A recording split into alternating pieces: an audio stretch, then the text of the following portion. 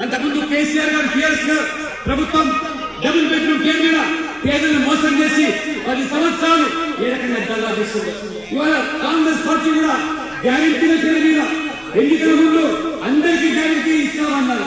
కానీ ఇప్పుడు ఎన్నికలు అయిపోయినాయి, ఏడు దాచింది ఓడి మల్లయ్యగా బోడి మల్లయ్య చిన్నంగా ఇప్పుడు రేవంత్ రెడ్డి గారు ఆంక్షలు 500 సిలిండర్ గ్యాస్ కొంతమందికి పెరుగుతామంటున్నారు.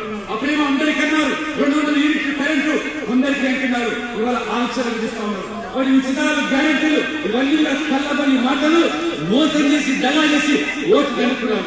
ఇప్పుడు ఏమంటున్నారు రేవంత్ రెడ్డి గారు, మళ్ళీ పార్లమెంట్ లో కనిపిస్తే ఓటు చేస్తే మళ్ళీ మీకు గ్యారెంటీ ఇస్తామన్నారు. కర్ణాటకలో ఫెయిల్ అయిపోయింది మీ గ్యారెంటీ, హిమాచల్ లో మోసం చేశారు పేదలు. ఇవాళ అందుకనే 2500 లేవు, 4000 రూపాయలు లేవు, ఇల్లు లేవు, ఇవన్నీ కూడా మోసం చేసి. నరేంద్ర మోడీ పేదల కష్టాలు వచ్చిన వ్యక్తి, పేద కుటుంబంలో పుట్టిన వ్యక్తి,